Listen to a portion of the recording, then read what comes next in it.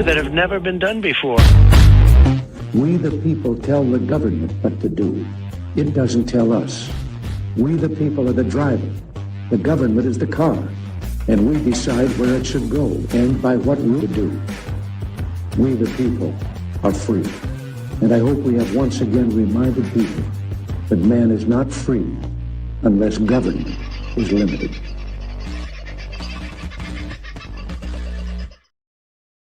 Well, g'day, beautiful folks. How are you this very fine evening? I trust your day has gone okay and life, the universe, and everything has treated you reasonably well. For some reason, my bloody computer has decided it's not working. Well, maybe it is, and it's just playing different games with me. Sorry, looking at that screen. How's your day been? Hope you've been all right. We had a little chat this morning. I'm sorry about last night. My day got away from me. There is a lot happening here on the property at the moment, and I'll be leaving it shortly. And we have got a bit of work to do before we can get off the property. In fact, there's a lot of things we've got to do. The bus needs to be registered. There is a couple of other outstanding matters with the bus that need to be fixed, not so much mechanically, but with the RTA in New South Wales. We'll sort that out, and a few other bits and pieces. So it's very important, folks, that we need cash to fix these problems. And the only way I can figure out to do it is either ask you for it directly or to give you an opportunity to get some cash, which is that $750 that we're giving away at the moment in our lottery. And it's only $2 a ticket. We would love for you to be a part of it and pick up $750 or one of the Byron Bob packs that we put together with 10 1/10 Byron Bobs in it. And that'll give you an ounce of silver, which, let's have a look at what the price has gone to. I haven't looked since I got back in here. Let me see. Okay, so last time I looked at it was $62.75. It has dropped slightly to $62.61 at the moment at Ainsley Bullion. And gold is up over $5,400, $5,424.15. As I said this morning, folks, get into it if you can, because for a variety of reasons, we believe silver is going to keep going, at least in the short term. I heard somebody today say $70 is not out of the question by the end of next week. So we've seen that $70 is potentially possible before the end of this week with some of the rises that we've seen in the price of the spot price of silver just in the last 4 or 5 days. So go and have a look, folks. It's only going to be a benefit to you. I promise you, it's the best way to keep your wealth yours. And as I was explaining to a young bloke today that I was talking to, that $100 note in your pocket is absolutely worthless and will devalue. The $100 that you take into a shop today will not buy you as much as it will this time next week when you walk in. That means your money is being devalued. The plastic has no value. And very shortly, I really do believe the American market will have another very testing moment. And I think that will come on one of 2 days. It'll come on September the 11th or it will come on October the 3rd. That's just my guessing. But that's made up of the guesses that have been put together for the last 4 or 5 years based on the information that we've been continually fed. Whether or not that's real remains to be seen, but we are certainly seeing a lot of real things out there in the world at the moment that would give those of us that have been on this bandwagon of freedom and anti-corruption for some years some cause for hope that we're nearer the end than we are at the beginning, thank God. We've probably been saying that for the last 3 years. We want to be very close to the end. And we're not. Melbourne, oh Melbourne. We're not even remotely close. For a variety of reasons. And I'm not picking on the people of Melbourne here. I'm picking on I'm not picking on them even. I'm just pointing out certain egos. And it may not necessarily be egos. It might be more than that. It might be paid opposition, controlled opposition. And Melbourne is full of controlled opposition. You only need to go and have a look at the likes of Monica Schmidt and what she's come out with. And she's apparently decided she's going to do some kind of gathering on the 13th of September as well, which won't be related to the anti-corruption thing because, well, Monica likes to be tied up with the political parties, and the political parties like to be tied up with the Zionists. If you haven't put that together yet, and it's not just Monica, it's that Morgan as well, and then there's the Melbourne-controlled media mafia, the alt media mafia, as some of them are now referring particularly to Avi. Avi is very obvious in what he does if you've got eyes to see. He's very open. He's a provocateur. His whole mission is to get in and niggle to get a reaction, and then he will turn that reaction into anti-Jewish sentiment. That might not be anti-Jewish in any way, shape or form. They just might not like the niggly little bastard that Avi is, or portrays himself to be. I've never met the guy face to face, so I don't know, but he might be a nice bloke. But the way he provokes, the way he niggles, and the way he engineers a lot of what he does is done for a reason, folks. It's done to tell a narrative. It's done to make you think a certain way. And I've got to say, I wasn't surprised to see so many people wanting autographs, but that's what Avi is. He goes out and signs autographs, and if he's not signing an autograph, he's poking a microphone into somebody's face who doesn't want to talk to him. And while that is something that journalists do, there are bounds that you have to work within, and Avi has none of those. He has delivered around him a little group of people who are now pretty much, well, I don't know how you could see them as anything else but the controlled opposition that they present themselves to be. And last week they put out a little blurb about themselves saying, you know, how wonderful they all are. This was the poster that they put out with this. Now, you know, I agree. These guys have been front of the marches for, you know, the spicy cough and everything else. That's all over now. They're working on a different plan now. I hesitate to say Topher is deeply into it. I just think Topher's a bit of a loner like I am, but it's hard not to be hooked up with a few people in Melbourne when you're living there and being part of it. I would be very wary of anything that comes out of Monica Schmidt's mouth, and I know that people in Melbourne at the moment are shaking their heads for a variety of reasons. And this is what I feared would happen after the division that was put into the march that we had last Sunday, or prior to the march last Sunday. The rhetoric, the energy of the speeches that were, or the writings that were given beforehand, the people speaking out before the event saying, oh, God, it's going to be this, it's going to be that, it's going to be the other. Most of those voices came out of Melbourne. There were a couple of dissenting ones out of Sydney, and one particularly out of Wollongong, that were working to a different drum, a different beat. We're trying to put a different narrative together. Now, that's, I think, got a lot to do with ego, because these people weren't invited to be speakers. In fact, I don't think many of them will be invited to speak at these rallies ever again, just between you, me, and the Gatepost. I know that there are a lot of backroom negotiations going on for people who want to get on the stage and say something on September the 13th, and I know a lot of them are not going to be allowed to do it for a variety of reasons. But I think it's a fair and reasonable thing that the organisers would be doing, is to monitor who they're going to put on these stages and really ask themselves, what benefit does this speaker bring to our rally? What benefit have these speakers previously brought to rallies? What have they achieved? And if we review a lot of that, you probably wouldn't have most of them back. So because that is the case, particularly in Melbourne, now there are three. Now there are 3 rallies, 3 marches, 3 protests scheduled in Melbourne for the 13th of September. Now, I'm not saying all 3 of them will go ahead. There's some negotiations going on, which I hope sees sense prevail, common sense prevail, but ego's involved. So let's watch. Let's watch and see what happens. I think it's going to be a messy, messy event. I will do everything I can to make it less messy. And a lot of people aren't going to like what I have to say leading up to it, because the people who will make it messy are the ones I'm going to be talking about. And I won't be polite. I'll be direct. I'll be honest. And I think that's all any of us can be at the moment.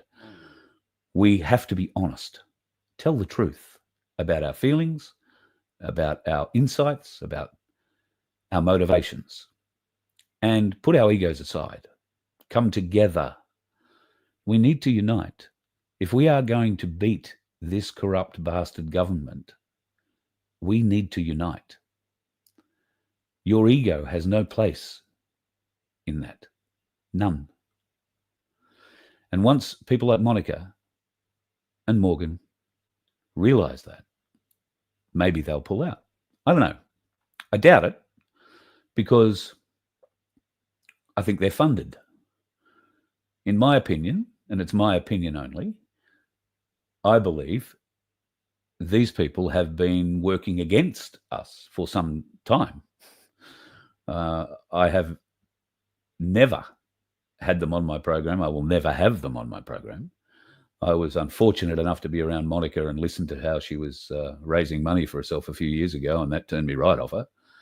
And I failed to see what relevance or anything that she brings to any event. She brings Zion to the event. So does Morgan. So does Avi. And Topher, I think Topher just brings himself. But make no mistake, these people are very desperately and very directly working in league with Zion. And something that, maybe we could discuss about that is this letter that Bibi Netanyahu sent to, what's happened? I think my screen's gone funny. Are we still here? Okay, so I've lost my picture, but I'll take you through this before I jump out and jump back in. The Prime Minister has said, the Prime Minister hasn't said anything about this. He's just demonstrated publicly what he's going to do. This is a letter to Albo Sleazy from Netanyahu. It says, I'm concerned at the alarming rate of anti-Semitism in Australia and the lack of decisive action by your government to confront it. Throughout the past year, anti-Semitism has scarred Australian cities. Since your public statement signalling recognition of a Palestine state, it has intensified. Following Hamas's savage attack on the people of Israel on October 7, 2023, where how many people died versus how many people are now dead in Gaza? Oh, we won't get into that now. Pro-Hamas extremists and left-wing radicals began a campaign of intimidation, vandalism and violence against Jews across the free world. In Australia, that campaign has intensified under your watch. In June, vandals defaced an historic Melbourne synagogue with graffiti praising Iran and calling to free Palestine. In July, arsonists attacked the East Melbourne Hebrew congregation during Shabbat dinner, forcing 20 worshippers to flee for their lives. I don't know why the Jewish people want to flee for their lives all the time. Why don't you stand up and fight?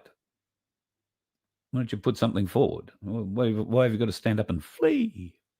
Haven't you learned anything? Running away didn't help in the 30s and 40s. So, although, let's not go there. What else? The same night, masked rioters stormed an Israeli-owned restaurant in central Melbourne, destroying property, hurling furniture and shouting death to the IDF. These are not isolated incidents. Is this an epidemic? Oh, God, they feel hard done by, don't they? Your call for a Palestinian state pours fuel on this anti-Semitic fire. It is not diplomacy. It is appeasement.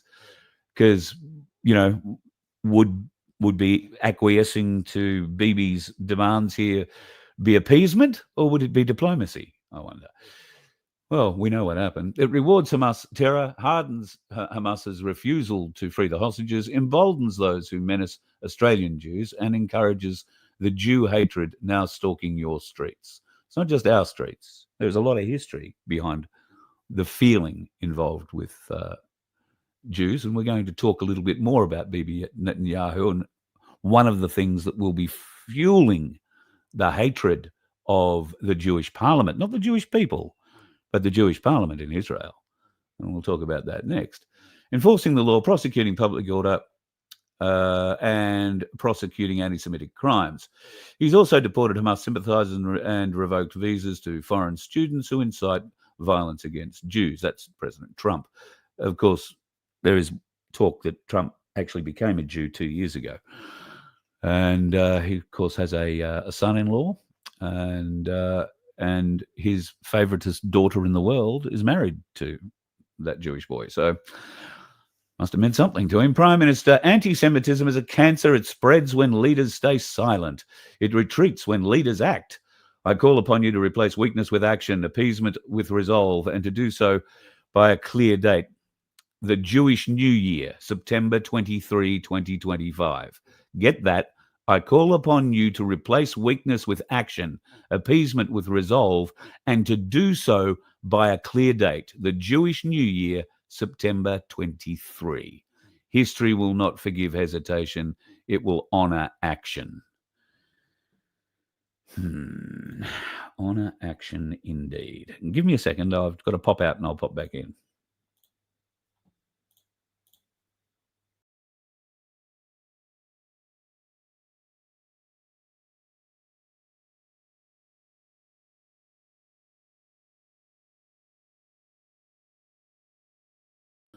Right. We're back. A little bit of pictures. Don't know why the computer keeps doing that to me. It's a little bit weird. Anyway, that's Bibi Netanyahu putting down the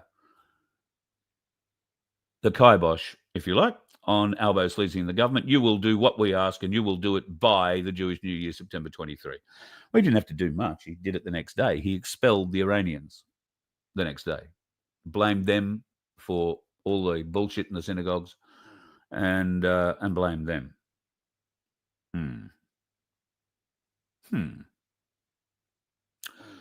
There is still, amongst clear thinking people, I'm not saying the constabulary in any way, shape or form, it's certainly not the ones in Victoria, but among clear thinking people, the people who don't get their news from mainstream media, that cannot be trusted, and if you don't believe that, then I'll give you a reason not to trust it very shortly.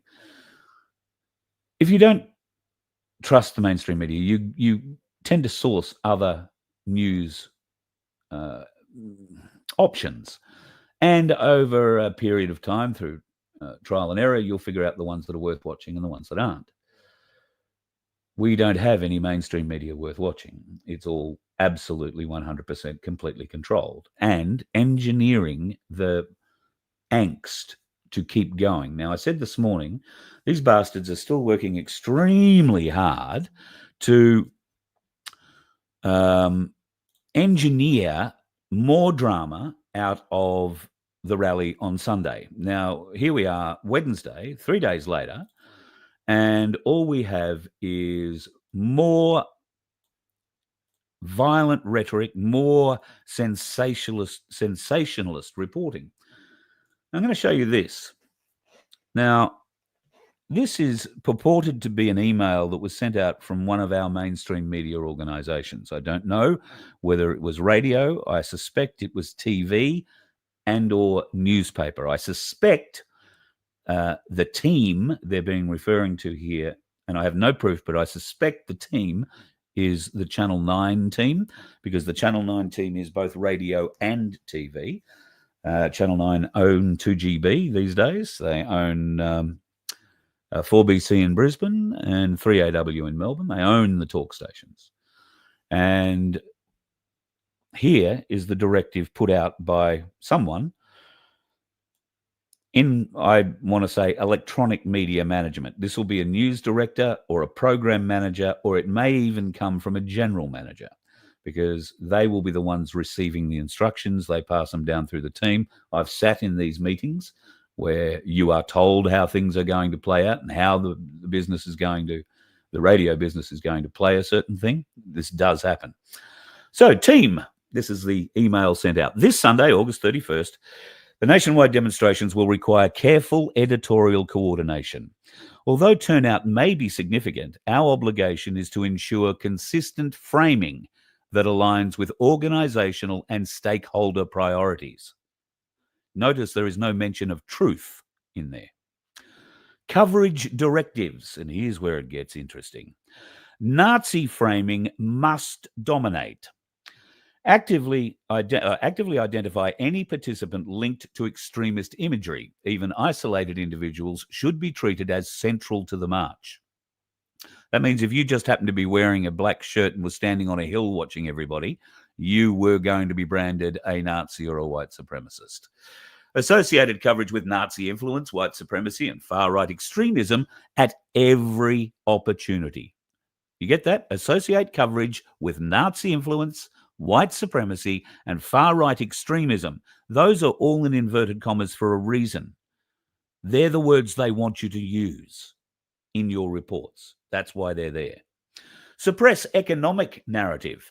Do not legitimize concerns about housing affordability, wage stagnation, or low cost of living. These are to be framed as excuses disguising xenophobic intent.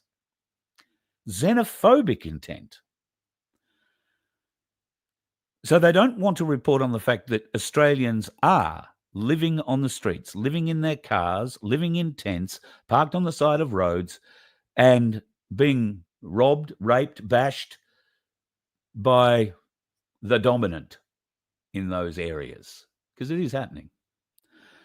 Although I'm led to believe, and I'll say this to you face to face, I'm led to believe that there is a bit of pushback for those people coming into those areas now and trying to dominate, and they might want to rethink that. Okay, the human impact contrast. I like this one.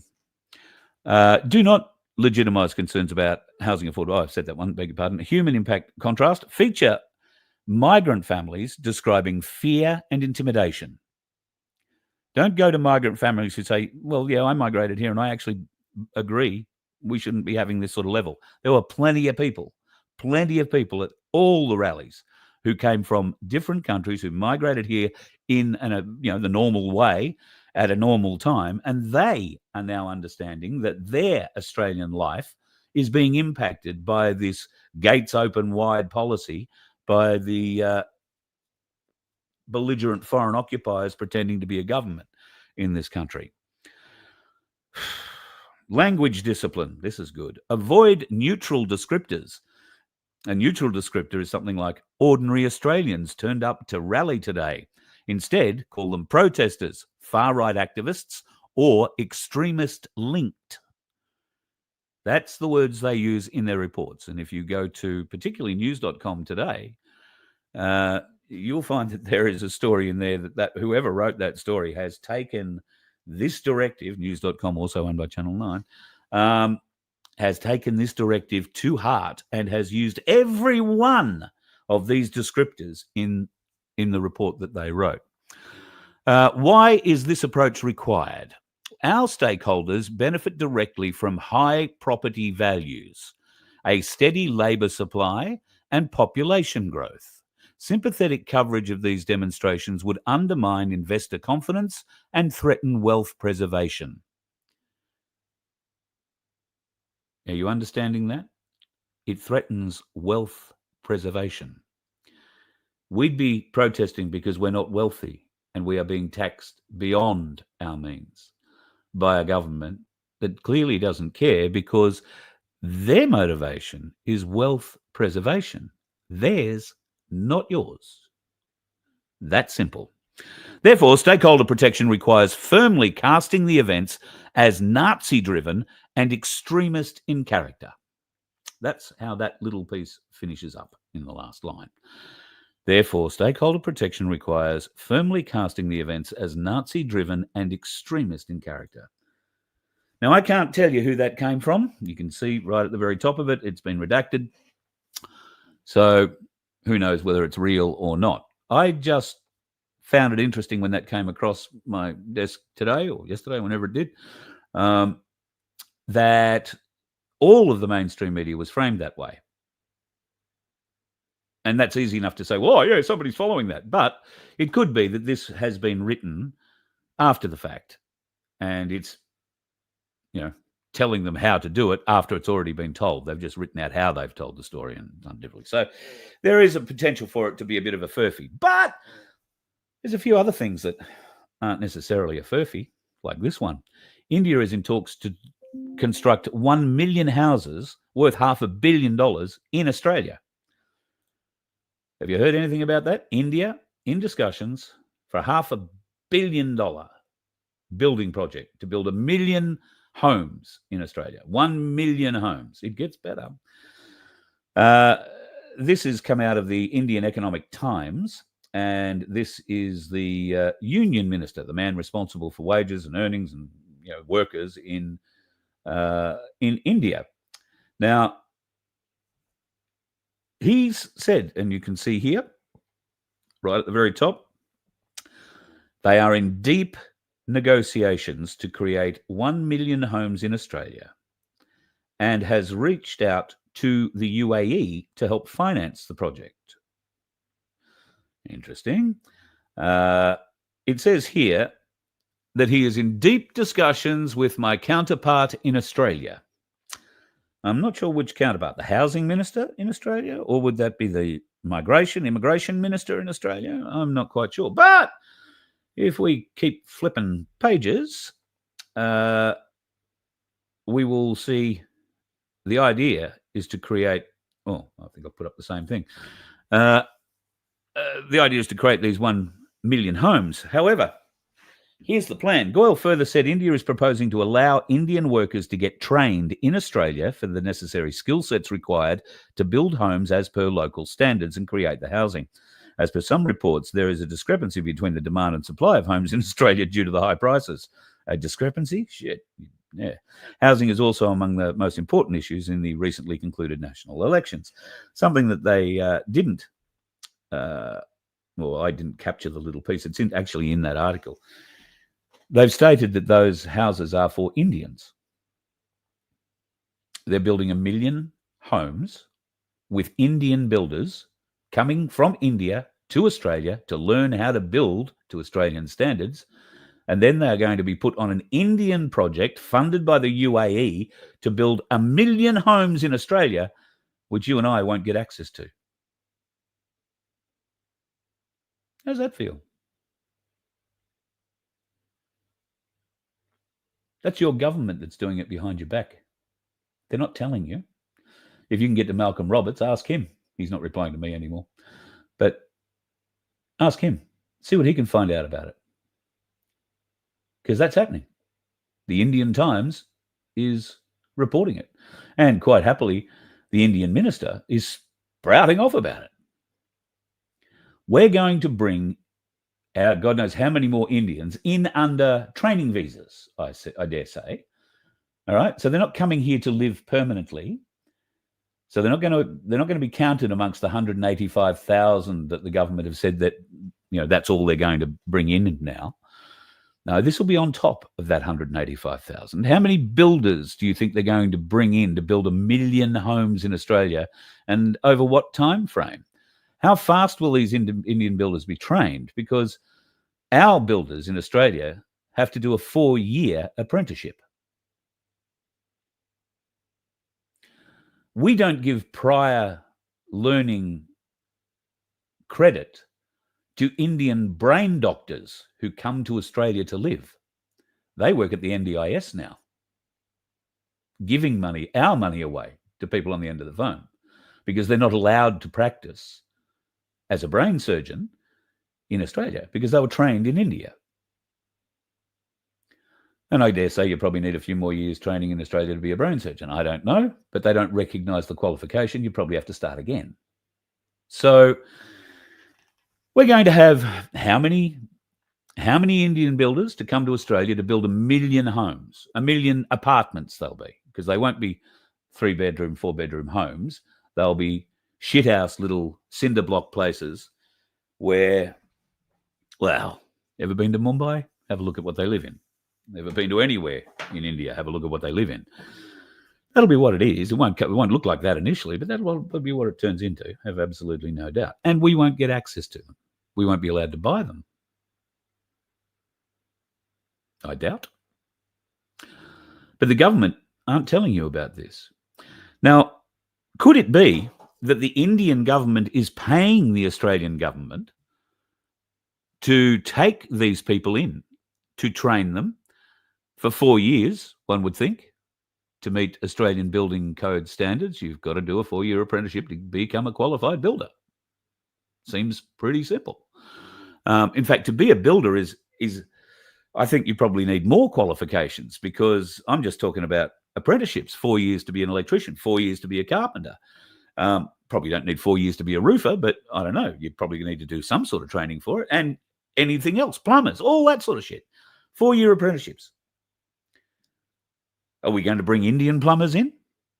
Because they'll be okay to dig a hole. They've never seen a pipe or a toilet, I don't think. But they'll be okay digging the holes. This is abhorrent, people. This is absolutely abhorrent. And this is a reason to stand up and unite, to make the government accountable. How do you make the government accountable? By all gathering together on one day, wrapped up in your flag, walking down the street, or unless you're Melbourne, just standing on the street, because the organisation in Melbourne last Sunday left huge amounts to be desired. And I think in part the problems caused in Melbourne were because of that lack of organisation. It won't happen again, I don't think. And certainly I know some of the people involved in the rally for anti-corruption, the corrupt government of this country, get rid of the corruption and the corrupt bastards running the country. That rally on the 13th, I'm very happy to get behind. But there are groups who are divisive or ego-driven because they are not allowed to stand up on the stage on the 13th. They've already reached out. And you can tell the ones that really are driven by ego, because they're the ones that run to the phone and run to the organiser and say, oh, can I speak? Can I speak? Can I speak? A lot of them have been told no, they can't, because they're not there.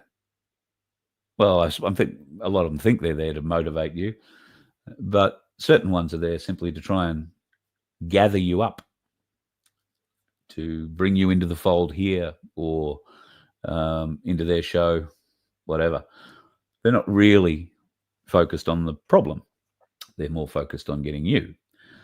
And that to me isn't what we're about. This isn't about ego. This is about our lives. This is about our children, our grandchildren. There's no room for ego. None at all. But a lot of people have been told, no, you can't speak. And so what do? Oh, well, I'm going to go and set up a protest in opposition to you. That's ego. Pure and simple ego. Pure and simple. Monica Schmidt. Morgan. Absolutely. That's what their little plan is. Let's hijack the September 13th rally. And that's what they're trying to do. In Melbourne, like I say, has its problems. Melbourne people have been traumatised beyond anybody else in the country, I believe. Melbourne people also are not aware of the sentiment, the feeling, and the action happening outside of Melbourne in other states. While you see and hear certain things, you are isolated. Most of you don't have access that people like me and others have to others around the country who are working behind the scenes of this.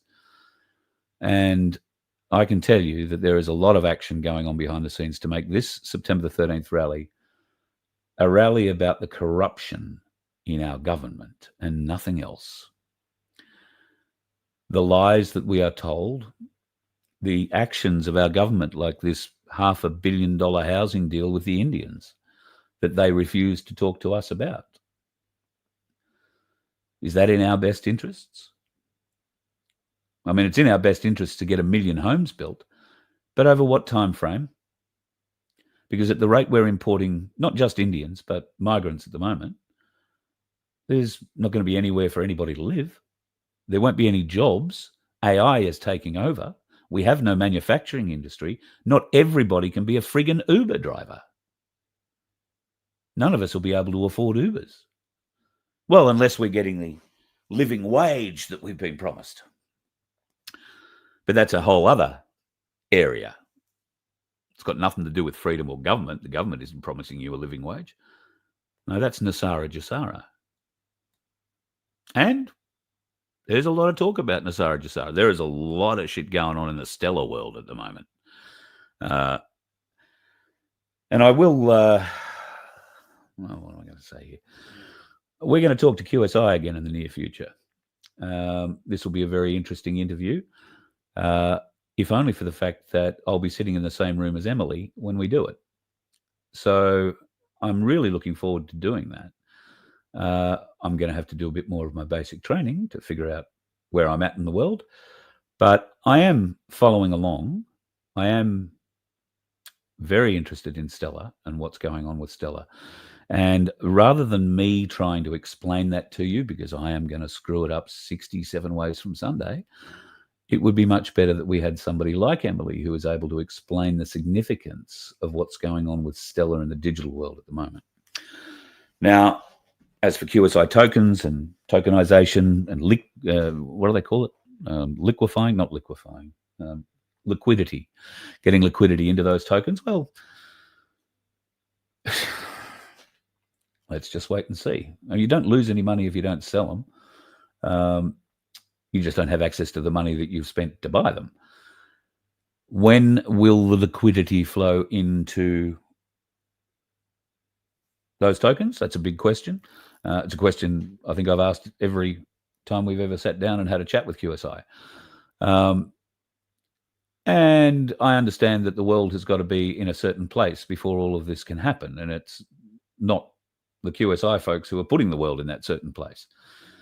Everything regarding Nasara Jasara is not based on dates. It's based on events, big events. And I don't mean protests. I mean big events, arrests. Speaking of arrests, I saw a video today. I meant to capture it, but I was running around too fast and missed it. There is a lot going on in Los Angeles at the moment. There are a huge amount of police in tactical gear on vehicles, standing on these vehicles on the outside of them, armed to the teeth, driving around Los Angeles and going into certain buildings. People are being removed. Arrests are being made. Now, whether or not these arrests are to do with the government or to do, I suspect at the moment, these arrests are in great part to do with the spicy cough being spun the way it was. So there is a lot of spin being put on those sorts of things at the moment, and we need to just take a little step back, try and look through it, look at it all with clear eyes, and look at the broader picture. Look at what's coming in from the sides of those, nibbling at them or trying to elevate them. That'll give you a good idea of who's who in the room and who's pushing what. And bear in mind, these people are very good at pushing forward their ideas in a way that doesn't necessarily immediately confront you or turn you off. So bear that one in mind. I'm speaking in riddles here a bit. I'm sorry. There's a reason I'm speaking in riddles. Maybe I'll just leave it there and speak a bit more clearly about this at another time. I think that's probably safer. Let me show you this piece of shit. You remember the caravan bomb in Sydney? Turns out New South Wales police officers have had to sign NDAs with the AFP over the terrorism plot. Remember they said it was a terrorism plot. It was going to blow up the synagogue in Sydney, in the city. It was going to leave a 40-metre wide crater. That's bigger than some of the bombs the army drops. Going to be a huge crater, many dead, going to be awful. They're all going to target the Jews in the synagogue. It was going to be all right, except it wasn't. It wasn't anything like that. And now the police who were involved in it have had to sign NDAs so they cannot discuss it for fear of going to jail because of it. New South Wales, you've got yourself a good government too, haven't you? At some point, folks, we've got to turn up to the governor's gates and tear them down, don't we? The governor has to be made to do their job in each state, because we know we can't trust the Governor-General. I don't know what she drinks, Ms. Mostyn, but I'm sure she's on it from morning till night, being placated, being told what to do, wheeled out for the appropriate ceremonies and wheeled back again. Conspicuous in her absence, I would say, is our Governor-General. Probably off overseas on some sort of fact-finding mission or whatever, God knows. Sovereign citizens are in the news at the moment, rightly or wrongly. Desi. I got a lot of feelings about Desi.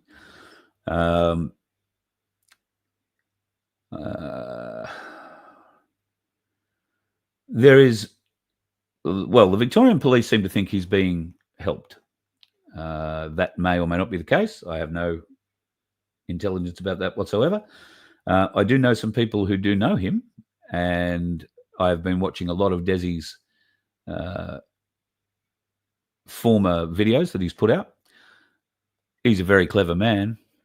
He is a very, very clever man. And while he is following the common law argument, he speaks very politely and is very pleasant with police in every video I've seen. He's not aggressive. In fact, aggressive is exactly what he is not in any one of these videos. So how is it that poor old Desi is now running around the bush, and now they put the army onto him because the police are just simply not up for the job of finding him, the Victorian police? That might be because amongst their crew, and these are the two officers that were shot, apparently, I find these images interesting. The young bloke on the left particularly, now he's a senior constable, right? That means he's been in the job a few years to be able to be a senior connie. I dare say that photo was on the day he graduated. Do you notice the black uniform? If you grew up in Victoria around the same time I did, and only up until a few years ago, the Victoria Police caps were a black peak with a white body and the checker Freemason stripe around it. Now they're just solid black, like the Nazi uniforms. Or is that being a bit strong? At any rate, people have been digging out a lot of photos of this young fellow who's been sadly, apparently shot. This is a beautiful photo of him. They found it on this website, which is an actor's website called Star Now. And this bloke has been called out as a crisis actor. And we know that they use crisis actors. So why would people disrespect the Victoria Police? Why would they disrespect the family? Why would they disrespect the colleagues by saying such an horrendous thing that this guy's a crisis actor? Well, I don't know that he is a crisis actor. He may well be dead. I find it quite strange that there has been, the media is salacious for people's pain, right? That is because evil feeds off our grief, right? And the media is evil. The mainstream media is evil.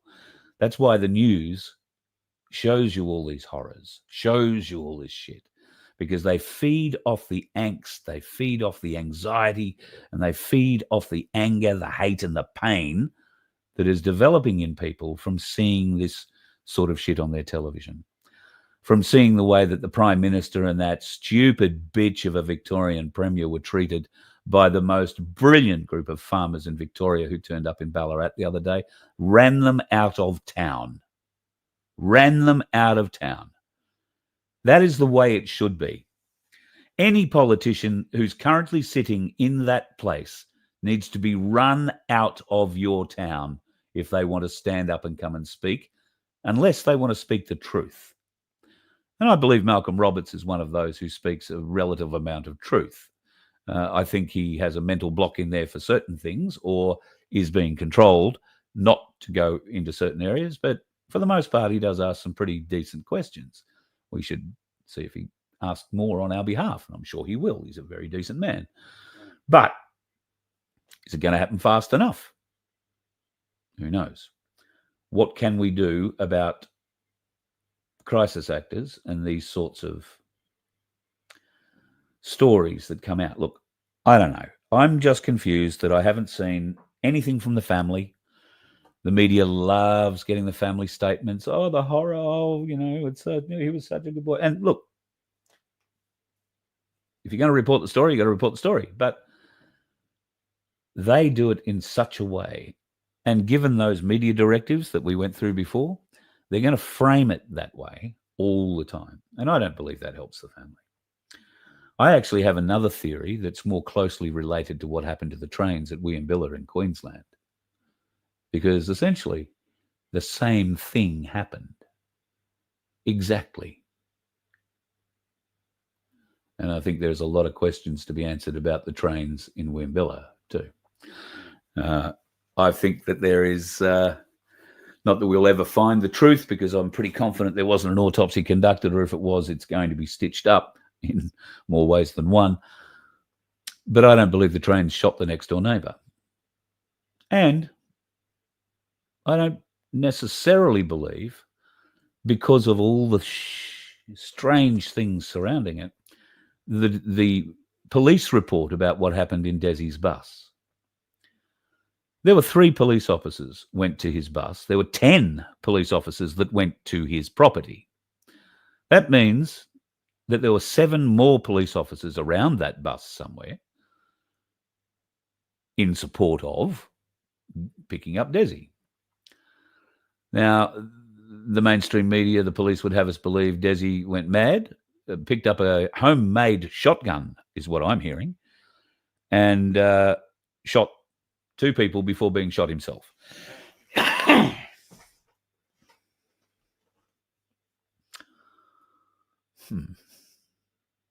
I do have a few problems with that. But let's get on to the police. 10 coppers, not one working body cam. Not one. 10 police officers on site. 2 get shot. There's 8. Third one gets shot. There's 7. I live in a bus. Now, I know some buses have 2 doors, but mine only has 1. I don't know what Desi's done, but I suspect it only had 1 door. He may have gone out a window. But with 10 police around the bus, 7 not at the front door, why weren't they ready for him? How did he escape? People aren't asking police those questions, are they? Is Monica Schmidt asking the police those questions? Is Avi asking anybody those questions? No, because the guy's not Jewish or Palestinian or anything else. He's just a sovereign citizen, and Avi doesn't want to have that fight yet. So there are a lot of strange questions left unanswered about this whole thing. This whole thing. Did it really happen? Well, I'm sure it happened. Did it really happen as the way they're saying it? I doubt it. I doubt it very much. Sadly, I doubt that Desi will live to see the truth come out. Cops are very motivated, but not very smart. So what they've done now is invite the army to move into that area and start looking for him. What will the army do? Well, the army will do what it does. It'll send out a whole bunch of squaddies and march them, traipse them through the bush, set them up in listening posts. It's an ideal training exercise, if I'm honest, an ideal training exercise for a variety of different arms, particularly of the army. So, yeah, I think that they might use that quite significantly in the near future. Watch that space. The army, well, they'll have snipers set up in trees and all that sort of stuff, but that whole Mount Buffalo area is a big, big national park. And, I mean, it's big. There's a lot of places you can hide. And if he was smart, he might have had a car stashed somewhere. Could be well out of the area. Could be anywhere. But it's certainly interesting. I find it. This story is also being rehammered, particularly in Victoria, and I understand why. But I watch this space. be a sad ending, but watch this space. Some of you may have seen a video that was filmed in Melbourne by Jay Hernandez. I'm not sure if you know that Jay filmed it or not, but Jay's a friend of the show. In fact, I thought I had his phone number, but I was trying to ring him earlier and I don't have it. So, Jay, hi, how are you? Ring me. Jay took a video while he was at the Melbourne rally on Sunday, and it showed a policeman holding a large black speaker. And Jay walked over to him and said, is that a direct energy weapon you're holding there? And the copper looked at him evenly, very evenly, and picked up his little speaker, which was down on the ground, turned his back on Jay and went to walk away. And Jay said again, is that a weapon, mate? And the guy stopped and turned around. He said, it's a speaker. Can't you see? It's a speaker. Well, yeah, we know it's a speaker. It looked just like that speaker, which is an LRAD, a long-range acoustic device. And this copper, not this one was set up in, I don't know, South Australia or New South Wales. And I wanted to get Jay's video. I just don't know. I thought I'd captured it, but I haven't. The copper had a box exactly the same as that. Exactly the same as that. A long-range acoustic device. They point it. They can put all sorts of different frequencies through your body. They can play with your inner ear, make you feel nauseous. They can put sub-sounds out, I'm led to believe, that will actually do organ damage if they turn it right up. They have these weapons, and they are very, very prepared to use them.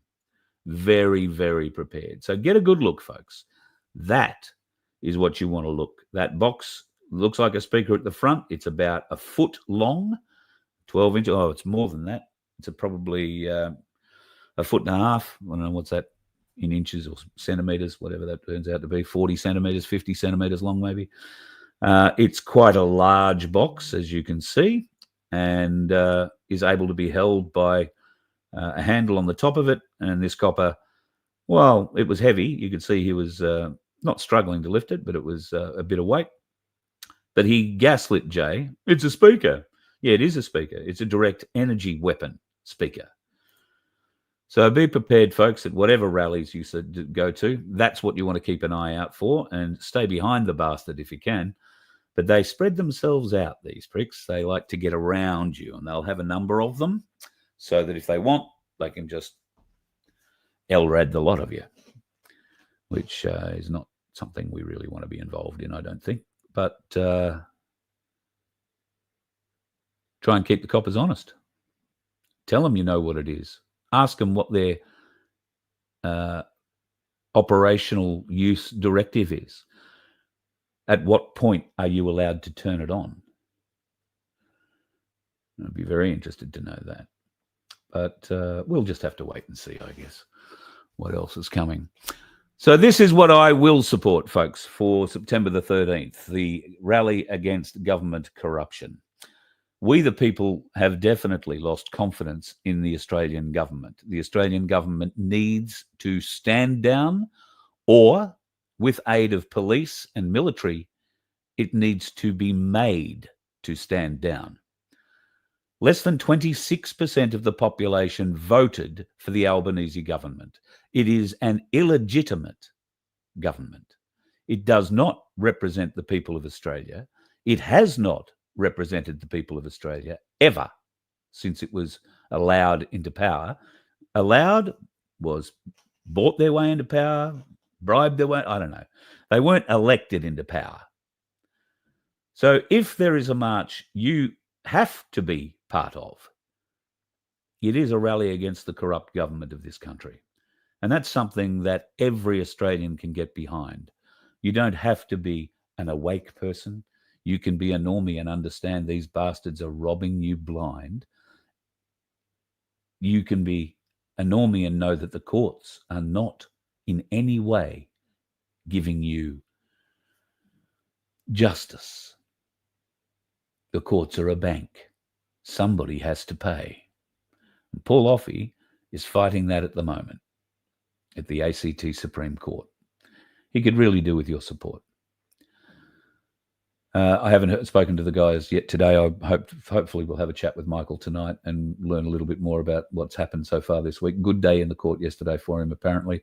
More witnesses today, and I don't think I'm letting any cats out of the bag here. Rob, the galactic larrikin that we had on Friday week ago, is also one of those witnesses, and Rob will be appearing. If he didn't appear today, it'll be tomorrow.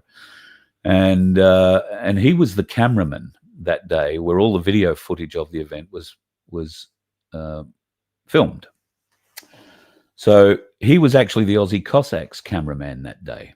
So he was following the Cossack around, and the Cossack obviously was heavily involved with the vehicle and Paul at the time. He didn't know Paul. They hadn't met prior to the event in any way, shape or form, and Paul really didn't know who the Aussie Cossack was, which would have hurt the Aussie Cossack's ego tremendously, but he had bigger worries that day, bigger things he could do, and so he let it pass. So he'll just jump on the truck and give Paul direction, because that's what he did.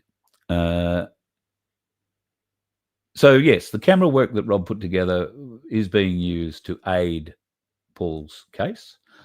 I'm very familiar with that, and I believe it will help him significantly, given some of the charges against him. However, like I said before, there is no justice in the Australian courts. That's why this rally against government corruption, because that government corruption extends from our High Court through our government, through every court in this country and in many associated areas.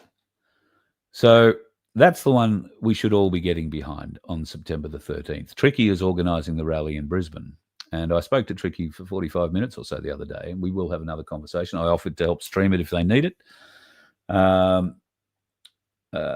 are people I know who've put their hand up to speak, and I would welcome hearing their speeches. These are people I trust.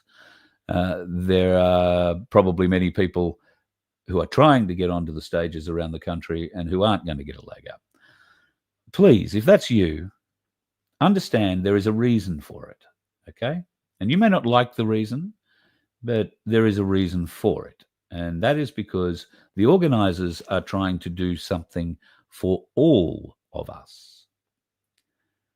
All of us, to bring us all together. And those that would have a demonstrated past at creating division or being, I'll just say assholes, they're not going to be invited, because they've demonstrated already they can't do anything other than get on a stage and pump their ego.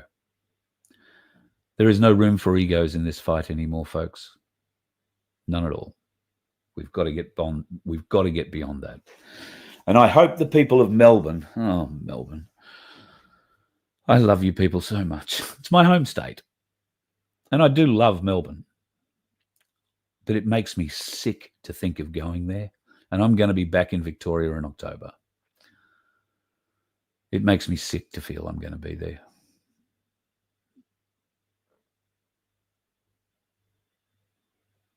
It's sad. It's sad. I hope the people of Melbourne can come together. I hope the 13th of September has one rally in every capital city and in numerous smaller towns around our nation. One rally with one message.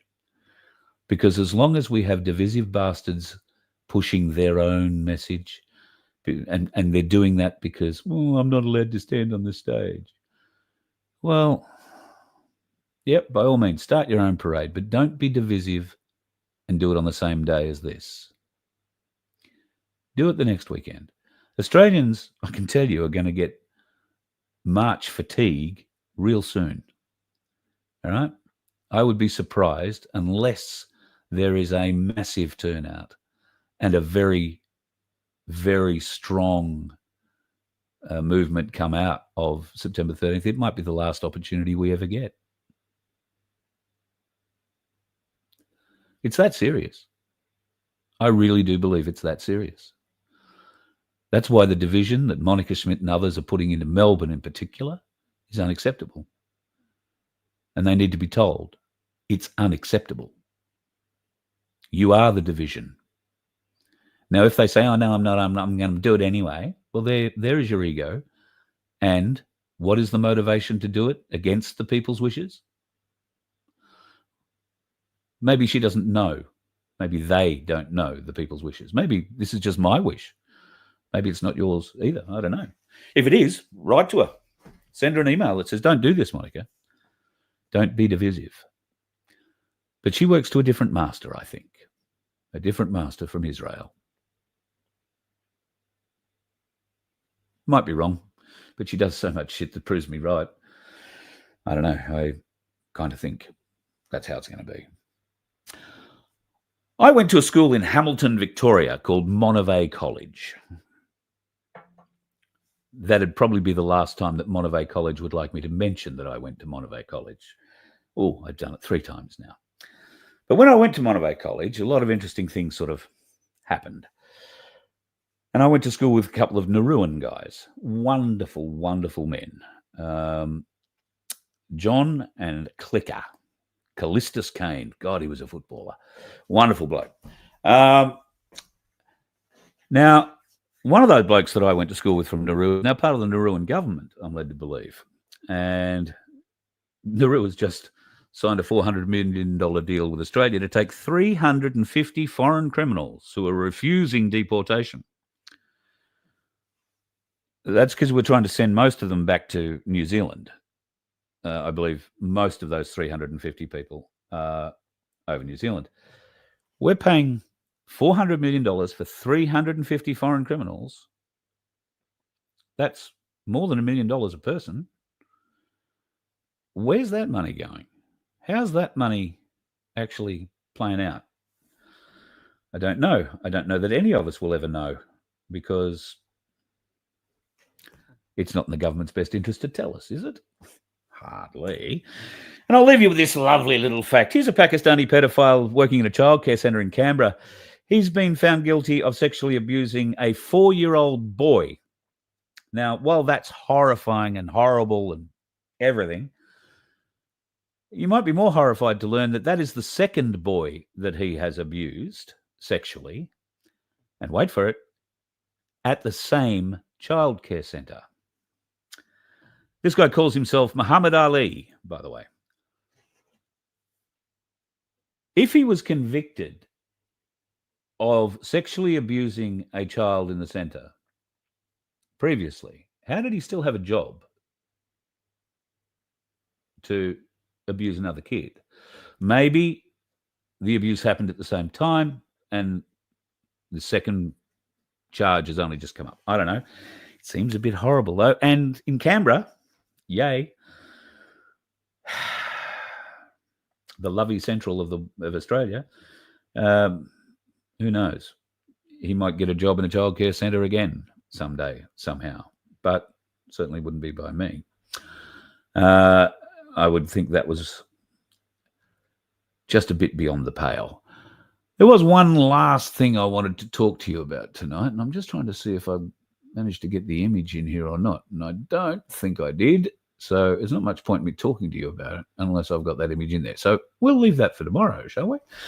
It'll be fun. I have been talking. Oh, shit, I've run over time anyway. So haven't even looked at your words tonight. How are you, folks? Nice to see you all in here. I'll try and go back to the top.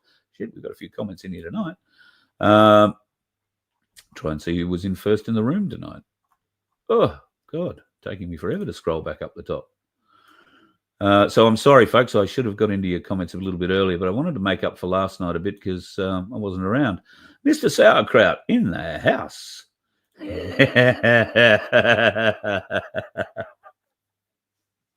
Ezra has coached him very well. You're 100% on the money there, mate.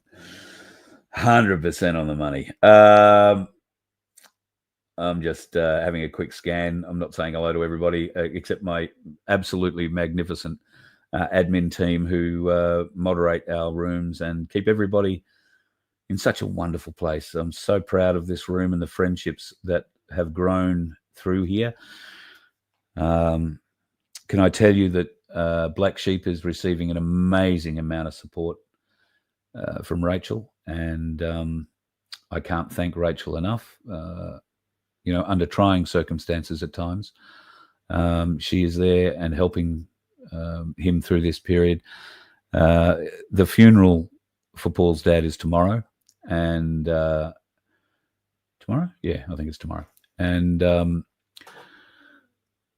actually, it might be next week. I'll have to get that right. Yeah, it's a beautiful thing, this family coming together. A lot of you have now reached out to each other outside of the show, and that's wonderful. The friendships that I'm hearing about that are growing are just amazing, and I couldn't be happier, and I can't wait to turn up in your town and come and meet a few of you face to face. That is going to happen. It does require a bit of money. That bus has a 250-litre fuel tank, and I can go about 800 kilometres on it. So that is the limiting factor, putting fuel in it. Right? That's the limiting factor. Nothing else. I'm not making money out of it. I just haven't got money to fund myself to it. So what Vince and I are trying to do with our lottery is put a little bit of money aside, and it is only a very little bit of money out of each lottery that goes aside, to help us fund a few minor repairs on the bus. Got a new motor I've got to get for the steps and something else I've forgotten about. But outside of that, she's just about ready to go. We've got a couple of minor mechanical issues that we will deal with next week. And after that, very happy to hit the road and come to anywhere. But I've got to have fuel money. As you can tell, I don't have to eat. Call it a fasting diet. Not a bad thing. But to go out and meet you guys, yeah, it's going to take a bit of fuel. And so if you can help us, you can donate at vofhq.com. If you would like to try your hand at winning $750, your $2 or $40, you can buy a maximum of 20 tickets, will be gratefully accepted. And the Donkey Sanctuary will love the donation that you help us contribute to. It will help feed, and they've just had another farrier day there, so it'll farriers, teeth, dentists, all that kind of thing for the donkeys, and it will help us put a little bit of fuel in the bus, or at least in the bank to put fuel in the bus, so that in October I will be able to come and see some of you. In fact, hopefully in September, but I just have to wait and see on a few things here. But yeah, hopefully in September we'll be able to hit the road a little earlier. There is a better than average chance I'm going to be in Victoria toward the end of October, and probably into November, maybe into November. There is a chance that I will be at another event up. I'll need to be back in Queensland by, I think it's the 3rd or 4th of November. So it'll be a quick trip, but I will be coming back to Victoria in January is the plan. If only because I'll be helping my daughter, who's had a brain fade and is moving back there.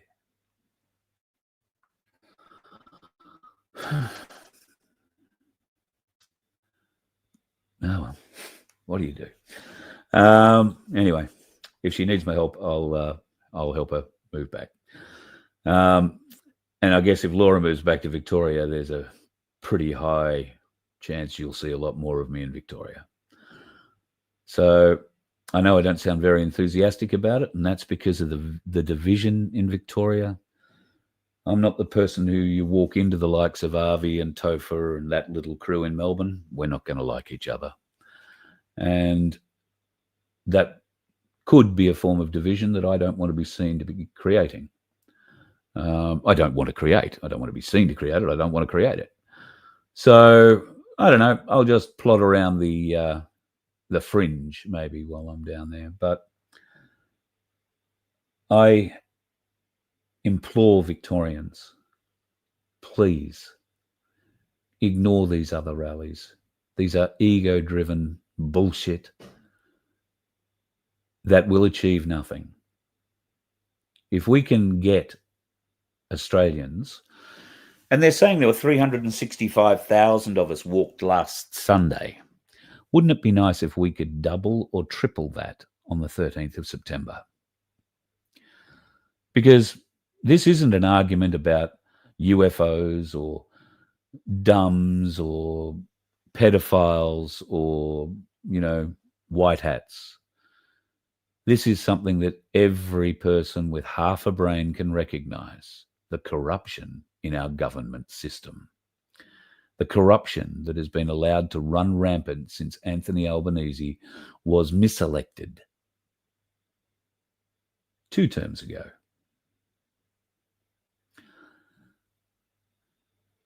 The actual bastard. We have to stop this prick, folks. And we can only do that by coming together. Coming together is the only thing that will fix this. We need to put the division behind us. And if that means we have to put certain people out of the argument, and if that means I get out of the argument, I will do that for the country, right? If that's what it means, that the country can go forward because Carl Liebold shuts up, then I'll do that. But I'm not going to shut up until we get treated fairly, until we get a result, until we get arrests, until we see trials for treason. I don't care what colour flag you hold. You know the corruption is rife in this country. So on September the 13th, come out with us and make sure you bring friends. And watch out for the dickheads on the road. Love you all. Good night. You let one ant stand up to us, then they all might stand up. Those puny little ants outnumber us 100 to 1. And if they ever figure that out, there goes our way of life. It's not about food. It's about keeping those ants in line. That's why we're going back. Does anybody else want to stay? Let's ride!